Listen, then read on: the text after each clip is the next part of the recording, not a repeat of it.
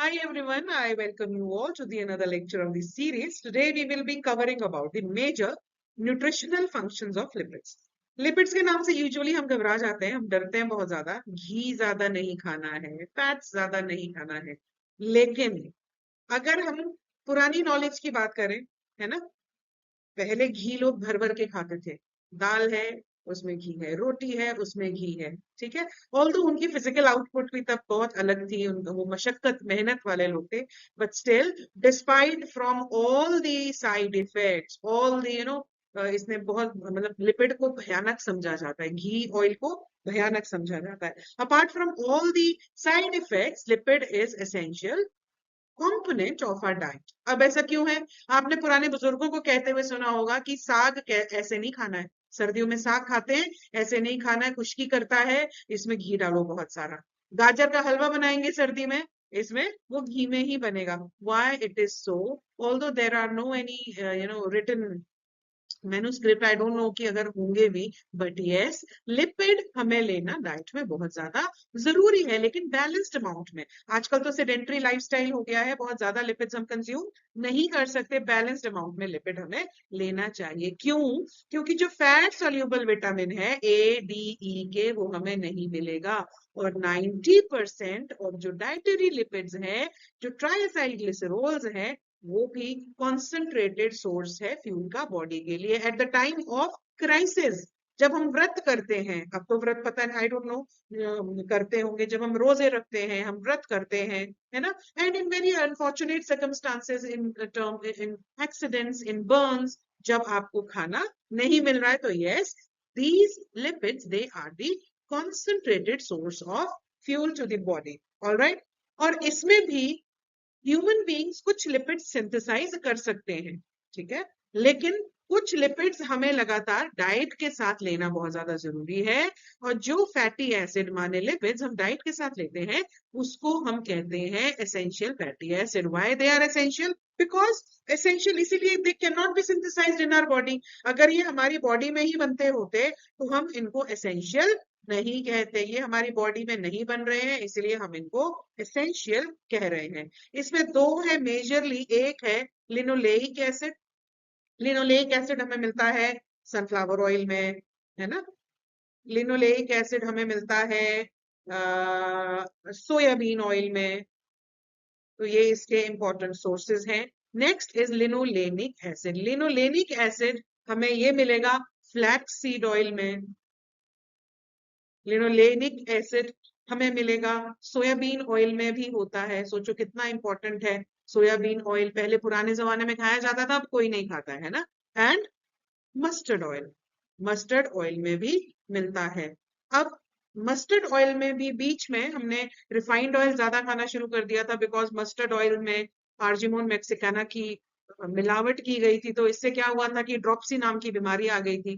बहरहाल अब फिर से एफएसएसएआई ने कंट्रोल किया, है ना, मानक अपने थोड़े से बढ़ाए ना हो। I don't know whether, but mustard oil pure भी आता होगा मार्केट में। तो yes, the essential fatty acid it is found in mustard oil even. Okay. So अब ह्यूमंस और ऐसा कुछ एनिमल्स की अगर हम बात करें, एक एसेंशियल फैटी एसिड है एराकिडोनिक एसिड, जो हमारे लिए एसेंशियल, ठीक है। लेकिन ये लिनोलेइक एसिड से, ऐसा कहते हैं लोग कि ये लिनोलेइक एसिड से सिंथेसाइज किया जा सकता है। अब किस हद तक सिंथेसाइज किया जा सकता है, ये अभी स्टिल इट्स अंडर इन्वेस्टिगेशन या अंडर रिसर्च आप कह सकते हो। लेकिन यस, कुछ कुछ जो लोग हैं वो आपके मानते हैं कि एराकिडोनिक एसिड के लिए भी लिनोलोइक एसिड एक सबस्ट्रेट है। और अब हम बात करते हैं फंक्शंस की एसेंशियल फैटी एसिड्स की। हमें पता है that essential fatty acids are the structural components of biological membrane. हम 6-7 से पढ़ते आ रहे हैं, लिपिड बाइलेयर की बनी होती है membrane. They participate in the transport and utilisation of cholesterol. Fat की अक्यूमुलेशन को लिवर में नहीं होने देते। एसेंशियल फैटी एसिड की हम बात कर रहे हैं, है ना। And they are required for the synthesis of prostaglandins. ठीक है जी। अब ये क्या करते हैं, ये जो प्रोस्टाग्लैंडिन्स है, they act as local hormones. Okay, they act as local hormones. अगर एसेंशियल फैटी एसिड्स की डेफिशिएंसी हो जाएगी, तो इससे एक कंडीशन आ जाती है जिसको हम कहते हैं scaly dermatitis. So here you can see this is dryness, पूरा स्केल्स आ गए हैं, scaly dermatitis. And what is this? You know, but there is dry skin on the posterior and lateral parts of limbs and sometimes on the buttocks. So this condition is referred to as phrynoderma, or we can say it is referred to as toad skin. अब हम बात करते हैं essential contents. जो essential fatty acid के contents है वो कहाँ कहाँ से हमें मिलते हैं. ठीक है, तो हम एसेंशियल फैटी एसिड की अगर हम बात करते हैं, हमें फिश से मिलते हैं, है ना. बहुत सारे सोर्सेज हैं एसेंशियल फैटी एसिड्स के. हमें एसेंशियल फैटी एसिड्स आपके सनफ्लावर ऑयल हमने अभी बताया. एसेंशियल फैटी एसिड्स आपके नट्स से मिल सकते हैं. एसेंशियल फैटी एसिड्स आपके सीड्स से मिल सकते हैं. Alright, and these essential fatty acids, they are called PUFA, polyunsaturated fatty acids. आप अगर ऑयल का पैकेट लेके आए, उस पैकेट पे लिखा हुआ रहता है PUFA कितना है इसमें, है ना. So these are predominantly present in vegetable oils, fish oils, and the rich vegetable source includes sunflower oil, cottonseed oil, corn oil, soybean oil, and butter, fat of meat and pork. ठीक है, अब बात करते हैं. ठीक है, ये तो सोर्स है एसेंशियल फैटी एसिड्स के कि हमें कितना एसेंशियल फैटी एसिड लेना है. न्यूट्रिशनिस्ट कहते हैं that around 30% of dietary fat should come from PUFA, लेकिन बहुत ज्यादा भी नहीं लेना है ना. 30% जो आपका डाइटरी फैट है that should come from polyunsaturated fatty acid. But if you are consuming very high amounts of polyunsaturated fatty acid, it is not advisable, है ना. ये नहीं लेना है आपने. क्यों?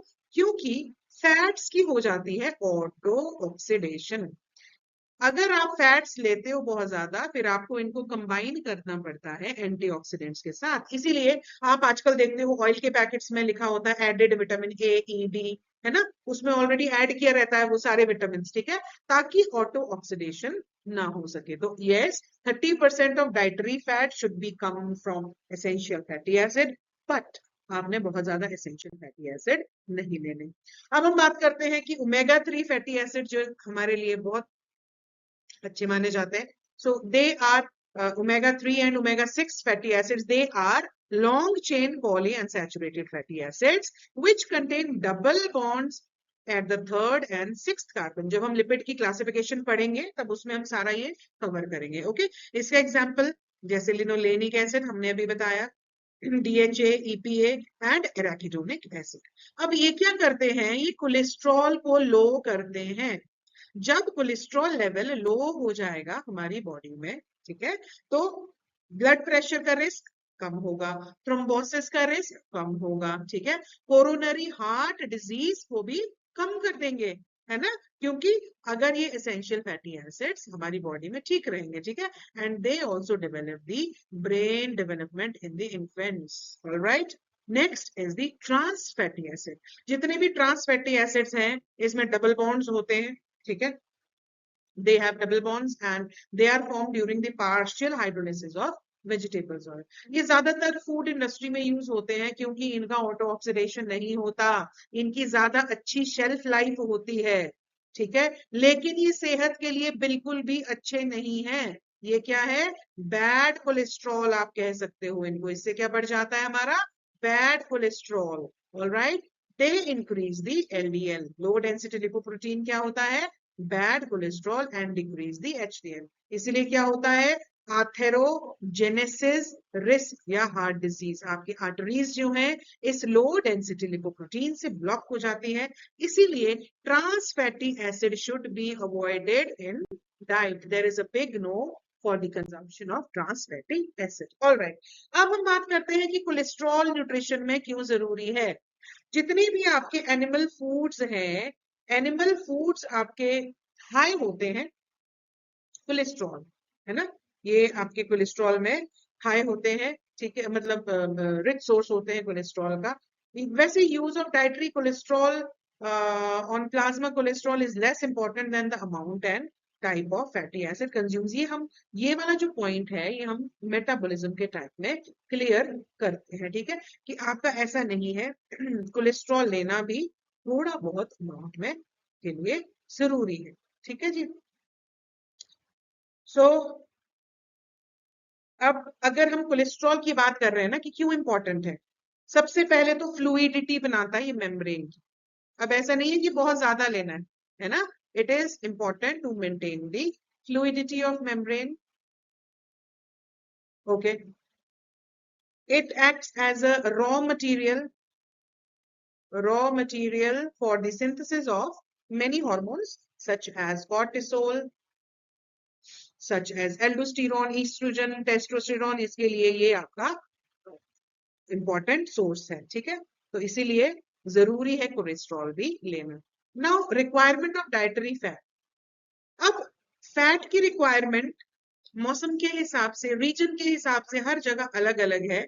Okay, but it is much higher in affluent societies as compare to poorer section. जाहिर सी बात है, जब 1200 रुपए किलो घी होगा तो एक मिडिल क्लास आदमी डेली नहीं लेगा. ओके, सो आप देख सकते हो कि फैट अगर हम सोसाइटी में भी देखें, इवन दूसरे देशों में भी देखें, तो अलग अलग फैट इंटेक सबका है.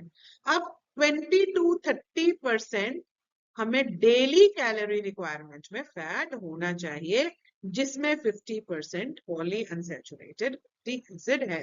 ठीक है, अप टू 50%. अभी पिछली स्लाइड में हम रेंज अलग पढ़ रहे थे, but up to 50% can be taken. Polyunsaturated fatty acid, they can be taken. So that's all for today. In case if you want notes, you can comment down your email ID, and if you want lectures on any topic on biochemistry, you are most welcome. You can comment. We'll be providing you the lecture. Thank you so much. Stay tuned. Thank you.